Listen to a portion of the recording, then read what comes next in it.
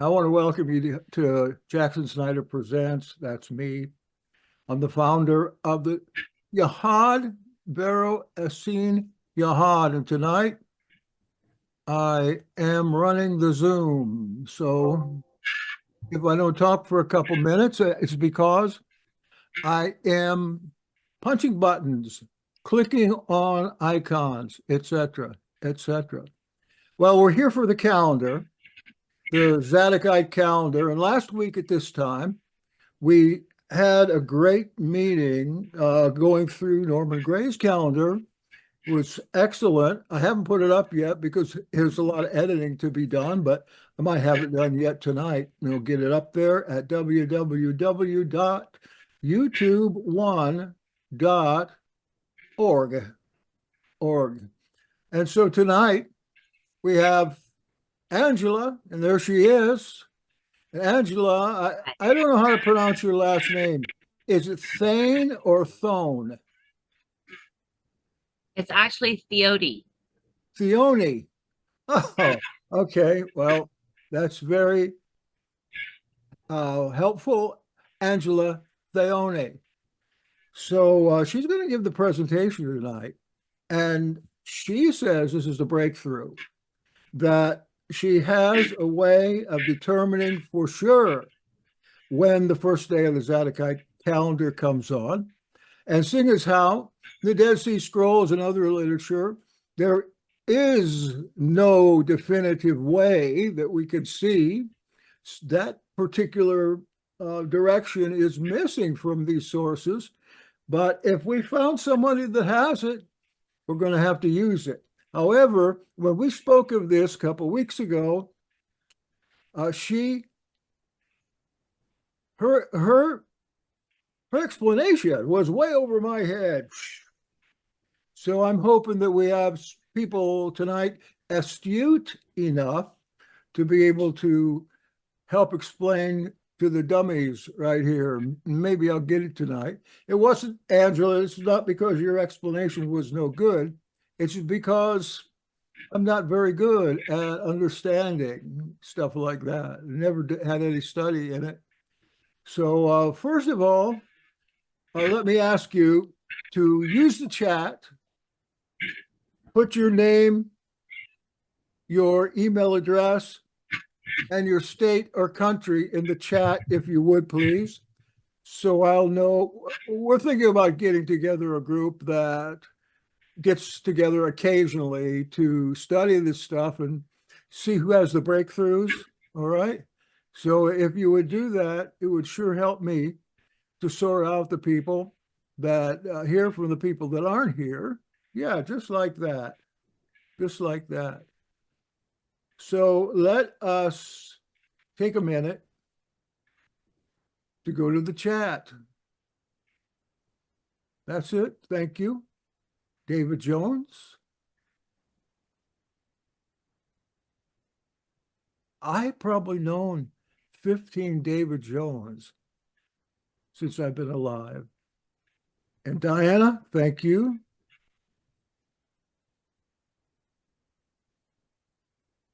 Oh, no, you don't have to if you don't want to.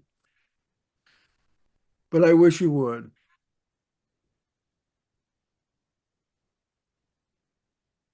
Good, good, good.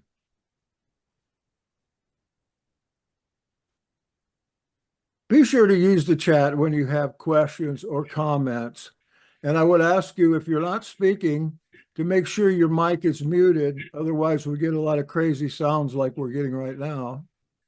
So mute your mic. Obviously, Angela will giving opportunities for you to ask questions. And I'm looking forward to this. So let's get going on it. Let's get going. Angela, we turn it over to you. Okay. First off, I want to say thank you. Thank you for this opportunity and thank you for the interest in this subject because you are the first and I am very appreciative of it. And it does need more eyes to look at it. And I am in no ways going against the Dead Sea Scrolls or any of the information found in regards to the 364 calendar.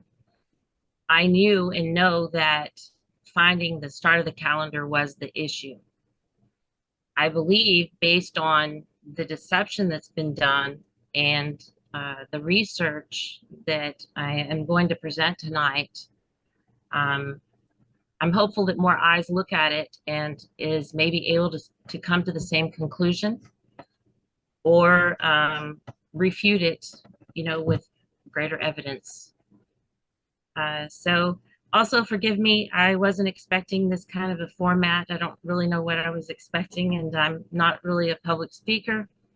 I started the Zadok calendar study back in, I think it was 2013, 2014 when I heard about it, because I already knew the lunar calendar was not the correct way to count his feasts. And I've been studying it off and on ever since.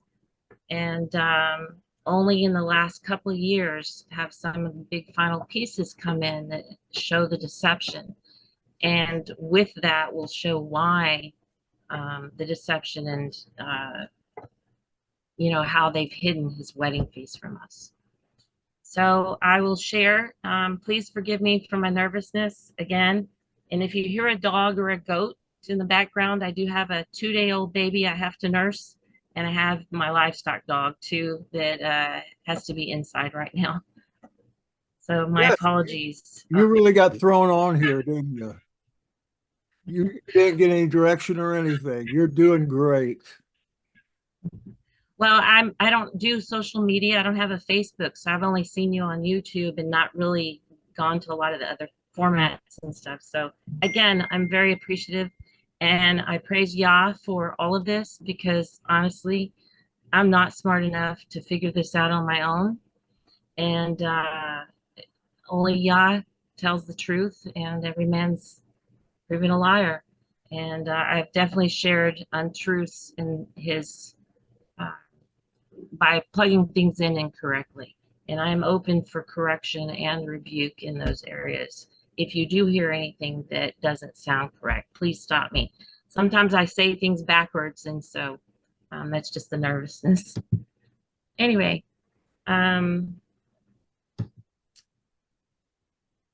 this is, let's see.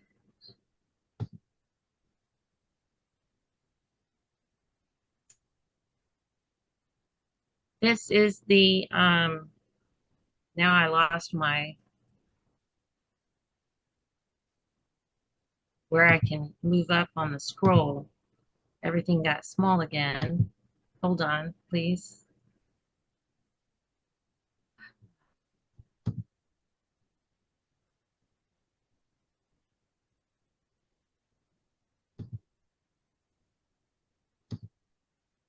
It looks good. I can read it. Anybody else? Okay, do you see me moving the Word document? Yeah, we see you're breaking up a and little. Down, scrolling up and down. Yes. I've titled this To Equinox or Not to Equinox. And a little background, in 2020, I was kind of fed up with keeping the feasts if they weren't on the correct dates. Someone impressed upon me long ago that if it wasn't on the correct date, when they performed atonement, that the high priest would die when he went into the Holy of Holies.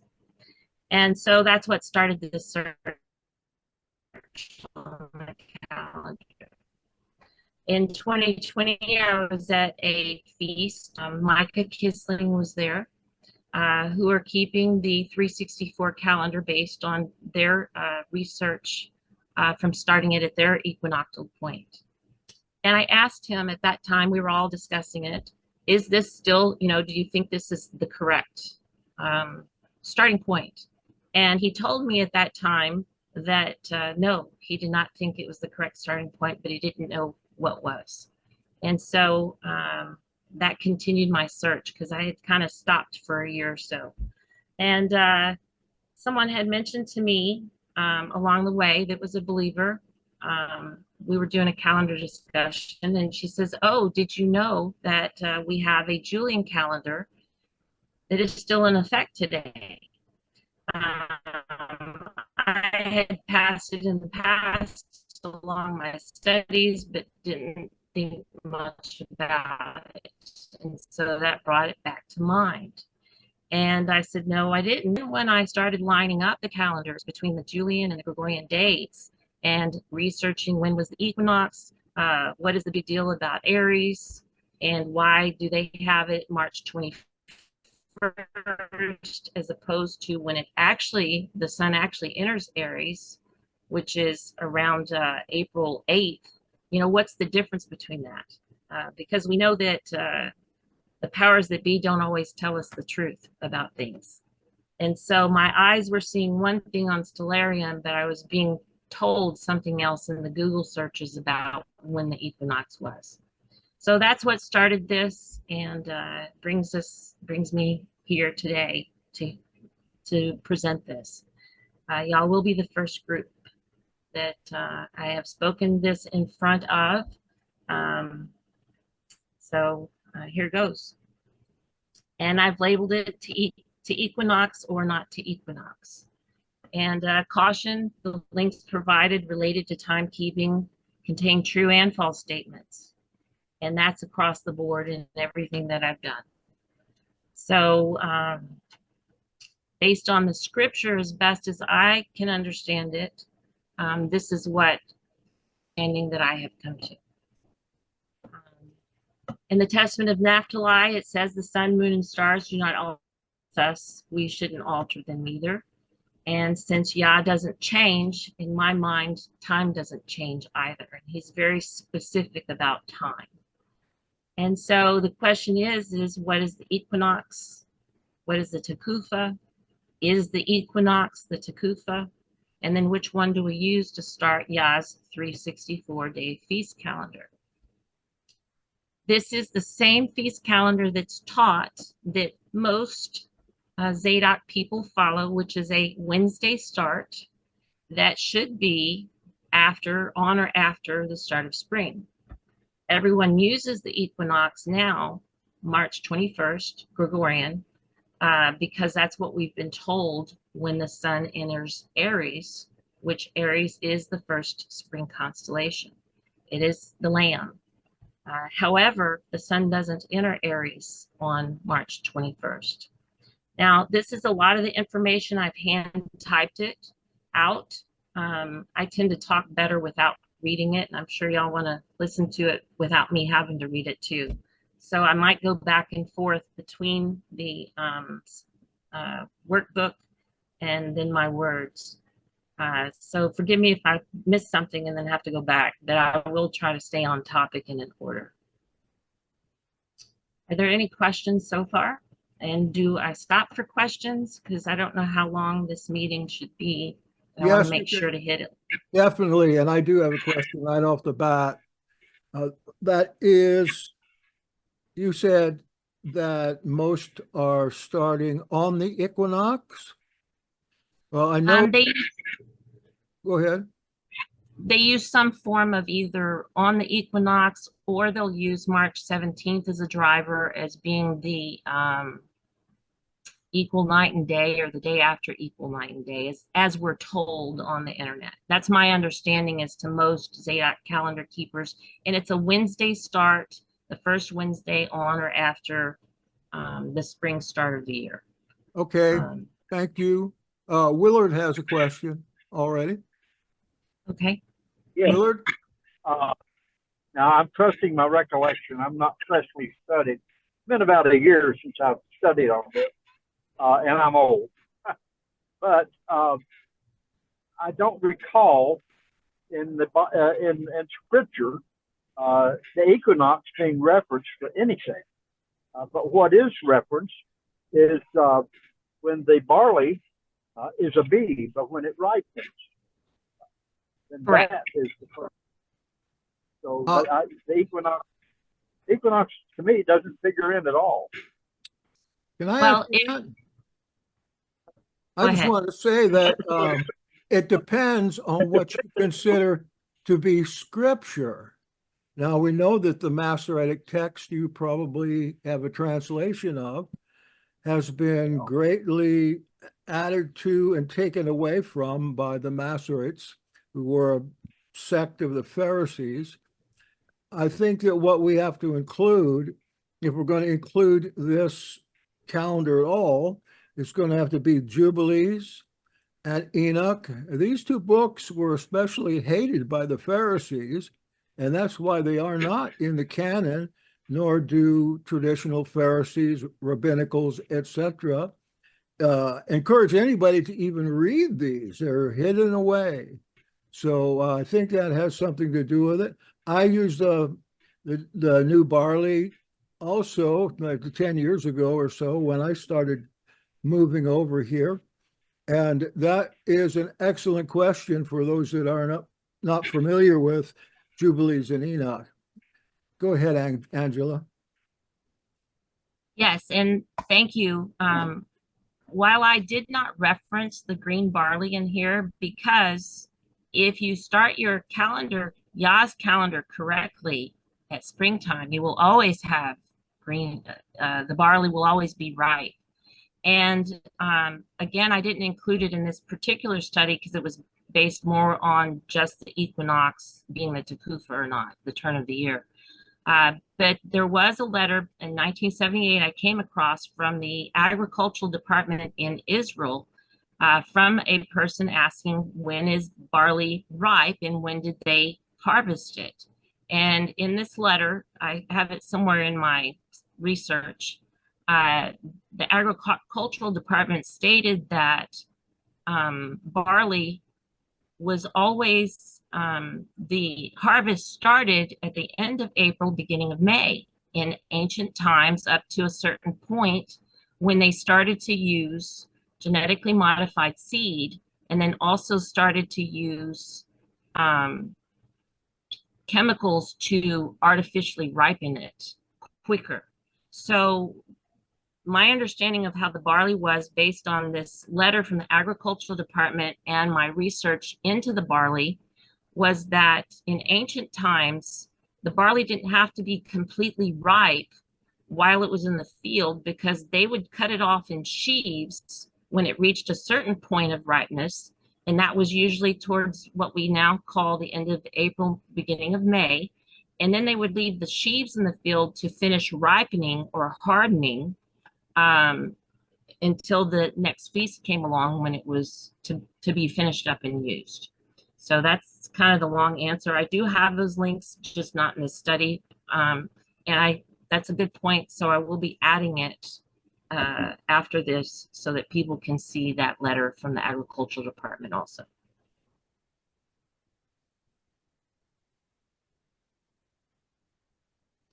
Are there any other questions?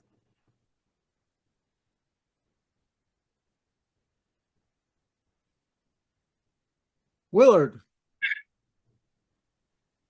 Okay, now I don't mean to be. I'm not being argumentative. I am curious here though. If you use genetically modified seeds, and if you chemically entice the barley to ripen, that kind of negates God's plan. Man has always done this. He thinks he knows best, Started out with Adam and Eve. Right.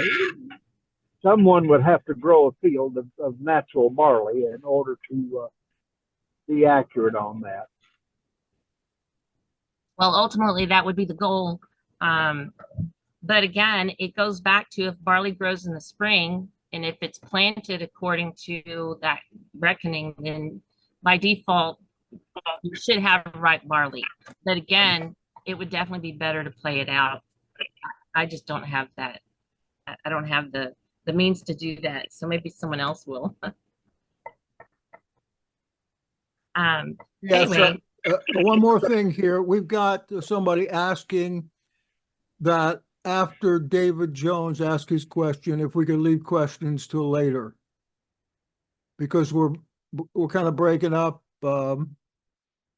we're breaking up her presentation too much. So David, why don't you go ahead? And then we'll ask for questions later on. Or So I put- just had one quick question. Well, the word abib means green ears. Green ears does not mean ripe ears, does it?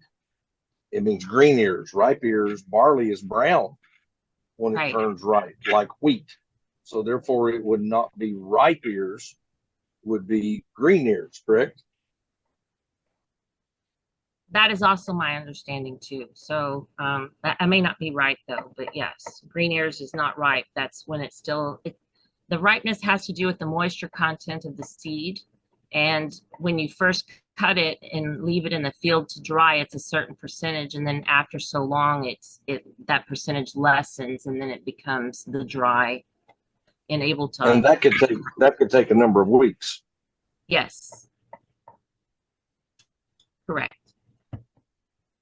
Again, I haven't thoroughly studied barley, but that's my understanding up to this point. Yeah, so we got to remember that this isn't about the barley calendar. No. This is about the 364-day Zadok calendar. So I'm sure that Angelo will get the answer to that if there is one and share it with us later. That's why we want to put together a group so we can get these new breakthroughs or get new learnings out. I'm always reading about this too. And I got so many things I don't know what to do with, but I would like to share them with somebody that would be interested. Thank you. Okay, and I'm not sure where I stopped, except that in the Testament of Naphtali, I know some may not think it's scripture, but it states the sun and stars, they don't alter their order. And that just goes back to when Yah says it is, and he doesn't change. So in my mind, time doesn't change either. And that's his celestial clock above us. That's where the gospel and the stars are written. And it does state in scripture, which I've referenced later in this paper, that it's engraved on the heavenly tablets, which means those stars don't move, they're fixed. So there's 3 calendars or measurements of time that I'll discuss here. One of them is Yahuwah's 364-day calendar. Again, I'm not changing the mechanics of it at all. Passover is always on a Tuesday. First day of unleavened bread is always on a Wednesday. It starts, at a certain point of the year, always on a Wednesday, on or after the spring, whatever sign is come to the determination. I believe it is a sign that happens in the first week of April, which is what I'm going to detail here. Yahuwah's calendar is a Sedril only year.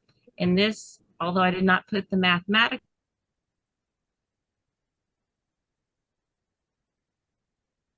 extra days between the sun and the moon and always mention, it's a Sedril year. A Sedril means stars or measure.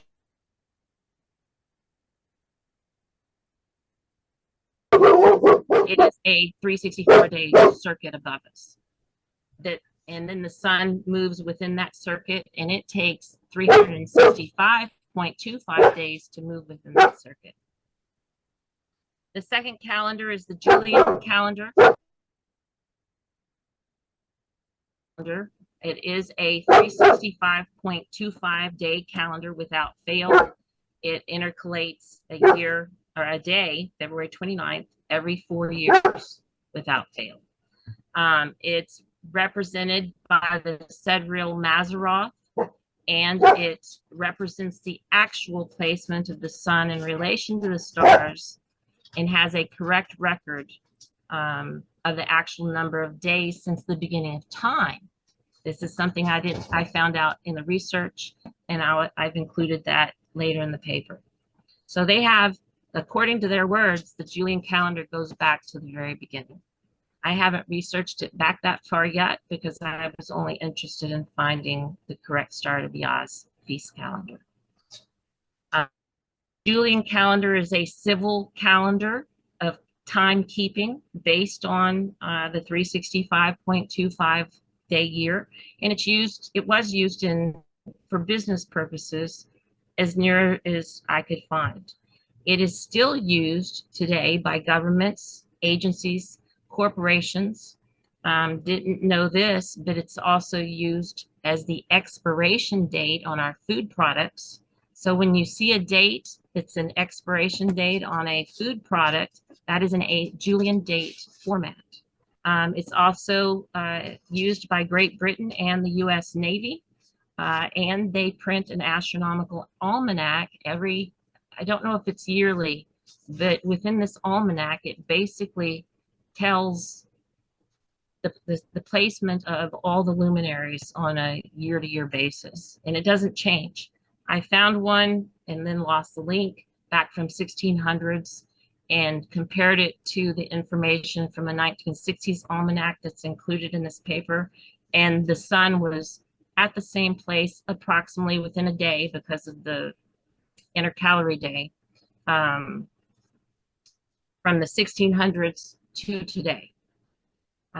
Again, Julian calendar is a solar sidereal year, 365.25. It uses the zodiac.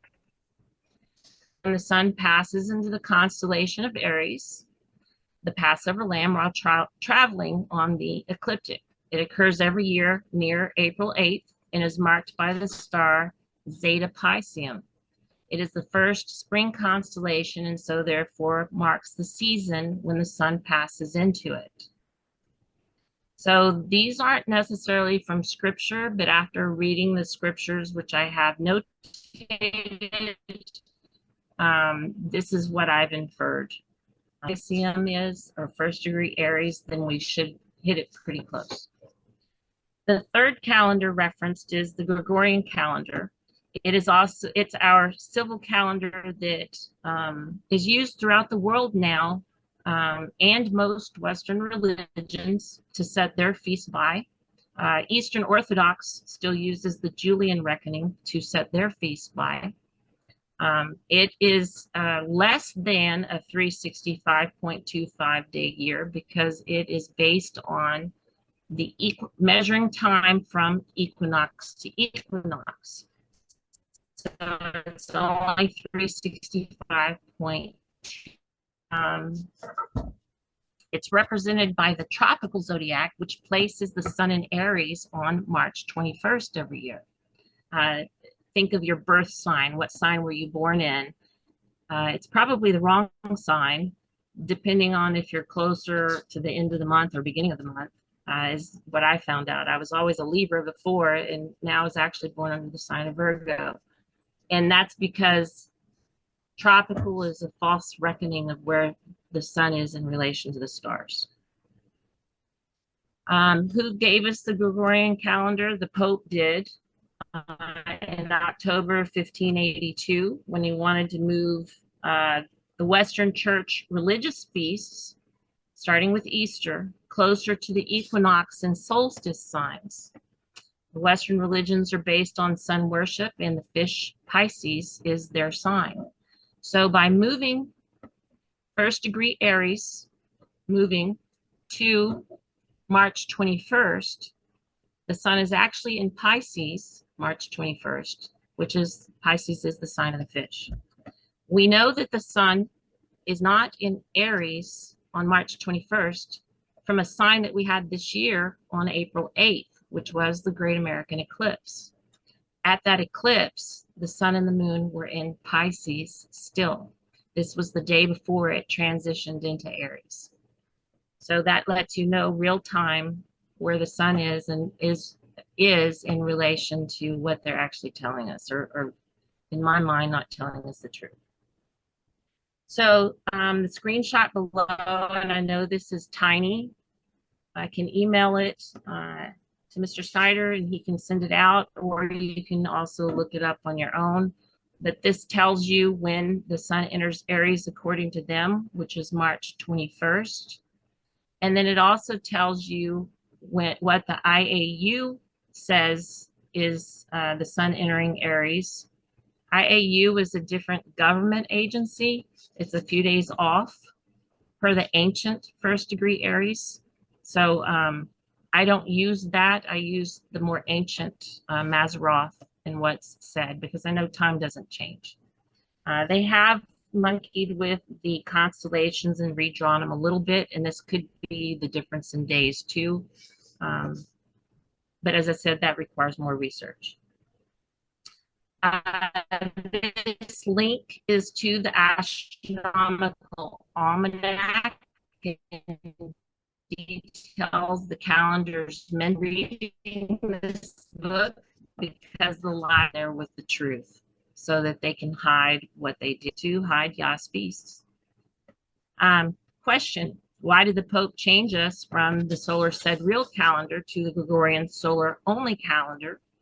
Why not just reset his religious feasts so that they could worship whenever they wanted to? And from my research, this change is what made us forget when spring actually starts. And this is according to scripture. It was stated that the Julian solar calendar was not keeping proper time. So therefore, the Pope created the Gregorian solar only tropical 1582 to October 4th, Thursday. The next day was Friday, and it became October 15th on the new solar Gregorian calendar. It's detailed in this link below.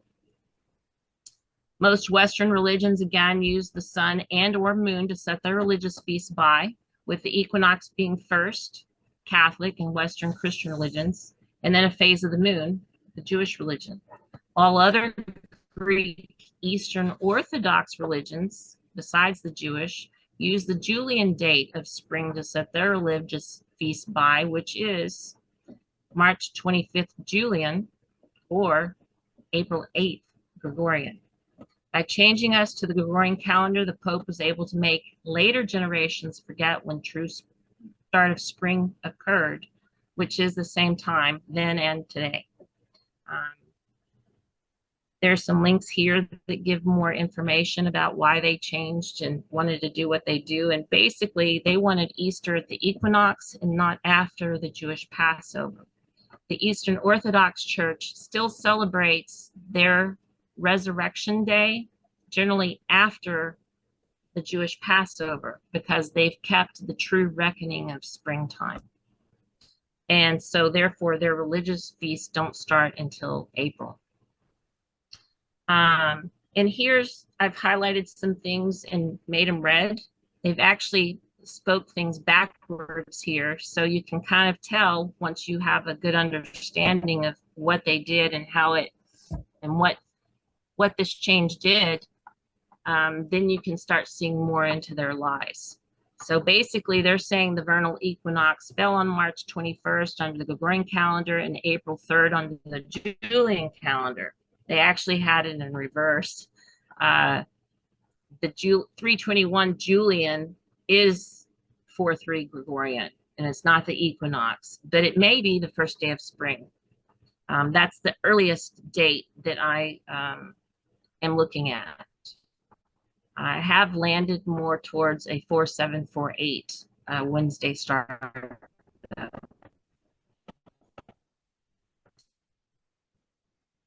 The two churches now celebrate the same Easter holiday on two different dates between the Eastern religion and the West. It really had less to do with the Julian calendar keeping in proper time and more to do with hiding Yah's feast calendars. Here's a screenshot that has some more information on that as well.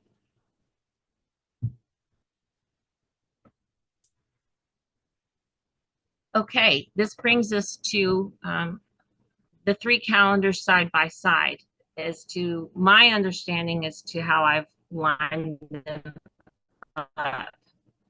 The difference between the Julian civil calendar and the Gregorian calendar was 10 days in 1582. The difference now is 13 days due to the Gregorian calendar's intercalation schedule being less than every 4 years. It's missed 3 days since 1582. Because of this is how they've been able to foment the lie, in my opinion, of precession. because the equinox is moving backwards. It used to be 321 Gregorian. Now it occurred this year, 319 Gregorian. Well, that's because the Gregorian calendar has missed 3 days of the solar cycle. And so it appears it's running backwards because it's only a 365.24 day calendar. And that's not correct with what occurs in the heavens. To convert to a Julian date from Gregorian, you subtract 13 days. To convert from Julian to Gregorian, you add 13 days.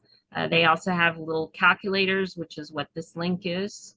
And so, for example, to convert March 7th Julian date to a Gregorian date, you add 13, and that brings you to March 20th Gregorian date. So these here are the columns. I have the days of the week, Sunday through Saturday, basically repeating. This is Yahuwah's month and day. I started here with the 12th month because that's when the signs occur. And then it's matching Gregorian is March 10th Gregorian. This is kind of like twin dates or I call them Twinkie dates. So they're always tied together and they will never change until the Gregorian misses another intercalation day, which is the year 2100. So way beyond my time, and as far as I'm not going to be here, hopefully. Anyway, on this here with the Julian calendar, it is solar sidereal time, gives you the amount of days that actually occurs in the heavens. This is what both of these can be found in the almanac, and you can do a search on this and it tells you the same information. So the almanac is printed by the British Royal Navy and the US Navy, and the astronomical time department is a government department and is huge with all of this information way above my head. So I've just scratched the surface on this timekeeping and the deception there. So the sun enters Pisces on March 11th, and I'll be stating this in Gregorian dates unless otherwise stated. So let's try to keep down the confusion because it is confusing with a lot of dates. The equinox of March 19th. This is March 6th Julian. The equinox in the almanac that's from 1960, because this is 2024 count, occurred March 20th Gregorian, which is March 7th Julian. This is referenced in the almanac, and they use the Julian calendar to hide the lie that they've done from switching between Julian and Gregorian. This is March 21st is when spring starts according to the Pope on the Gregorian calendar. April 3rd is the current Eastern Orthodox spring account because on their websites, they still reference the Julian date of March 21st as their first day of spring. Per the almanac, spring used to be, for Great Britain, it references March 25th Julian. When they did the change in 1700s, forget the exact date, March 25th became, when they changed over, I think it was in September, so they went to January 1st. And then instead of using the March 25th Julian date for their spring reckoning, they went back to the Gregorian date of March 21st.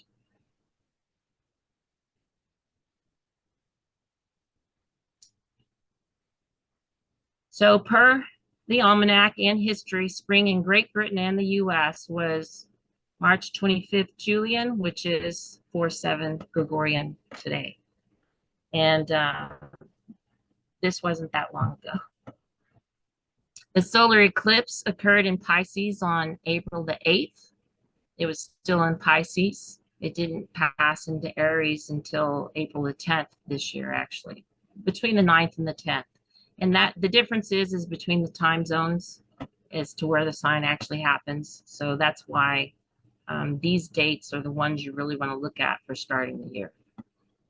So I started the 364 Zadok calendar this year with the sun in Aries on April 10th. Now, why did I do that? What is it about that? Is it important that we should observe the sun, moon, stars to mark the seasons? And what does Yahuwah's word say? These are but a very few, because I did the importance of how important it was. So putting this together, I've only listed a couple here today. Leviticus 23:4.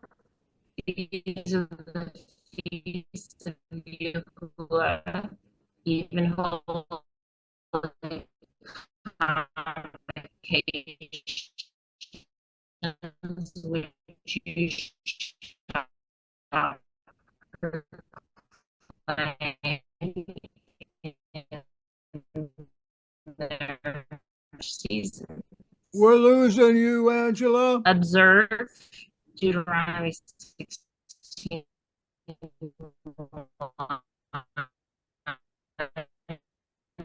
Angela, we're losing you.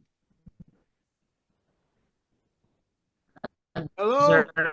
Hello? Set a hedge around the month of Abib, and keep the Passover unto Yahuwah thy Elohim, for in the month of Abib, Yahuwah thy Elohim brought thee forth out of Egypt by night.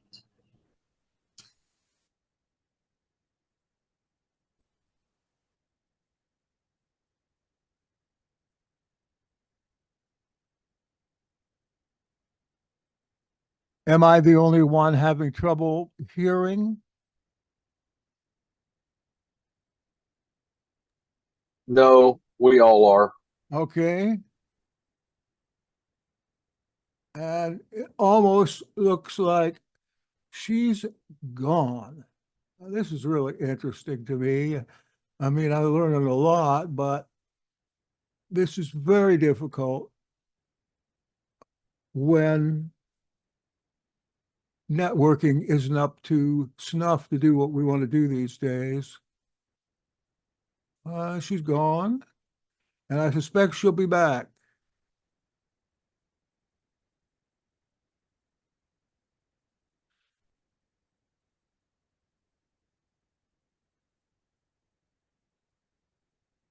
I got something very close to April 10th myself. And if you were at our last week's with Norman Gray, I was going to try to look it up on the calendar.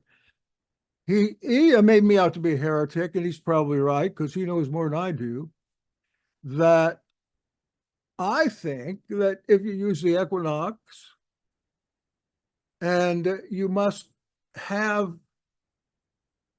a first day of the week in the first week of the year. So if that equinox is on Tuesday, you got to go to the next Sunday to have a first day, and then to the Wednesday after that. And that runs out to about April 10th.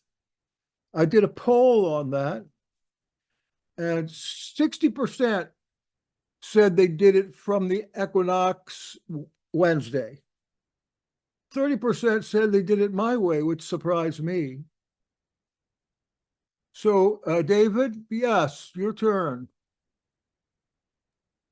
Yeah, is there anything in scripture that would go along with what she's saying about the Aries? I've heard stuff about this, but I've not really paid that much attention to it. We've always done the equinox, and looking at it from her teaching and what she's putting up there, it's very plausible for what she's saying, and definitely want to get it right. And I'm Yeah. just curious as to where the Aries is found, and is it found in Scripture? Were you with us last week? I don't think you were. We had Norman Gray on. Yes, sir. You Yes, were. sir. Yes, sir. I was. Remember when Norman went through all that? A lot of people say that using those particular pagan names is not the way, not God's way. But the fact is, giving them the names of the sons of Israel has a lot later than that. So it's just a matter of using those. Now, where do they come from? Well, I think there's enough notice in consensus scriptures, not talking about Jubilees or Enoch, that we might have a way of finding that. But I've never been into the Mazzaroth either. It's just too high for me, if you get what I'm saying. Okay, Angela's back, but why don't we start out with that question if we can get her back on here?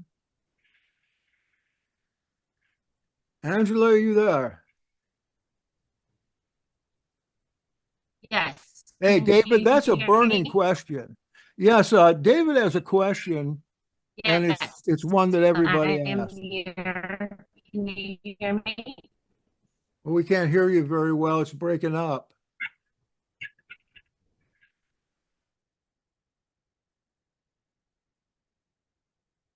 David, why don't you go ahead and ask again if you don't mind? So my question is, and I must have missed that last week. I was sort of in her boat. I kind of lost signal. I did not catch what he was saying last week about that. But where is it that we can find Aries, where the sun is to move through Aries to determine the first day of the year? What we're seeing, of course, I think she's gone again. Would just love to be able to put a piece of scripture with this, Yeah, because I do lead an assembly, and I want to make sure that I'm leading them correctly, because we just celebrated Shavuot. So, yeah. Well, I'm thinking that this has to do with the portals or the doors in heaven or the orbs in heaven. You know what Enoch says in regards to the different openings that the sun goes through. I don't know what chapter that's in, but I'm thinking that those portals are actually the Mazzaroth. So it comes to my mind. Is that a possibility? You know, we consider Enoch to be scripture and Jubilees and a bunch of other books as well. But if you're confined just to the canonical Bible of the Jews and Protestants, you're missing so much of this. Go ahead, Angela. Did you hear his question? We can't go on like this. What we can do is continue this